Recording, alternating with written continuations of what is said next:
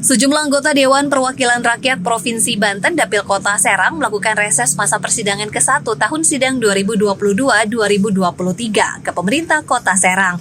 Reses diterima langsung oleh Wali Kota Serang Syafruddin di kantornya. Pada kesempatan ini anggota DPRD Provinsi Banten menyampaikan aspirasi masyarakat Kota Serang dari mulai infrastruktur, pendidikan sampai lampu penerangan jalan di ibu kota Provinsi Banten. 3 anggota DPRD Provinsi Banten melakukan reses masa persidangan ke-1 tahun sidang 2022-2023 ke pemerintah Kota Serang, yaitu Furtasan Ali Yusuf, Juhaini M. Rois, dan Encop Sofia. Reses diterima langsung oleh Wali Kota Serang Syafruddin di kantornya. Pada kesempatan ini, anggota DPRD Provinsi Banten menyampaikan aspirasi masyarakat Kota Serang dari mulai infrastruktur, pendidikan, sampai lampu penerangan jalan di ibu kota Provinsi Banten. Salah satunya yang disampaikan langsung oleh Juhaini. Dari hasil reses, dirinya, masyarakat masih banyak mempertanyakan kondisi jalan lingkungan, dinilai masih banyak yang harus diperbaiki di sejumlah wilayah. Kemudian adanya masukan untuk pembangunan sekolah dasar di sejumlah daerah di Kota Serang. Kemudian warga juga mempertanyakan soal terowongan trondol yang setiap hari mengalami kemacetan agar segera dilakukan pelebaran jalan agar akses warga bisa normal.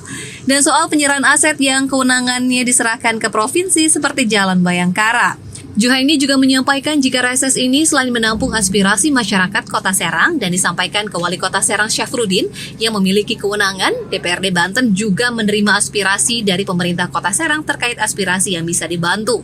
Salah satunya bantuan keuangan dari provinsi ke pemerintah Kota Serang, di mana usulan dari Kota Serang 100 miliar harus diperjuangkan di Murni 2023 mendatang. Pasalnya sebelumnya hanya sebesar 10 miliar saja. Sementara itu hal lainnya yang disampaikan yaitu penerangan jalan umum di sejumlah wilayah Kota Serang. Di tempat yang sama, Wali Kota Serang Syafruddin menjelaskan beberapa aspirasi yang disampaikan oleh DPRD Banten sudah dalam tahap pekerjaan, diantaranya pembangunan infrastruktur jalan. Sementara untuk lampu PJU merupakan kewenangan provinsi dan akan segera diusulkan. Adapun terkait usulan pembangunan sekolah dasar akan diterima dan didata terlebih dahulu di daerah mana saja yang membutuhkan pembangunan sekolah dasar. Dan permasalahan terowongan trondol yang kerap macet akan segera dilakukan pelebaran oleh pihak Tol Astra Tangerang Merak. Ini beberapa hal yang kita bahas, kita sampaikan. Juga hal-hal lain, misalnya pembangunan SD negeri di beberapa tempat, kita sampaikan karena ini kewenangan kota. Jadi kita reses ini menampung aspirasi warga Kota Serang yang menjadi kewenangan kota, kita sampaikan ke Pak Wali Kota. Nah, ketika menjadi kewenangan provinsi, Pak Wali dan jajaran menyampaikan ke kita, nanti kita juga akan sampaikan ke Pemprov Banten. Mudah-mudahan ini sinergi yang baik untuk kebaikan warga Kota Serang. Beliau-beliau ini sudah reses ke masyarakat Kota Serang.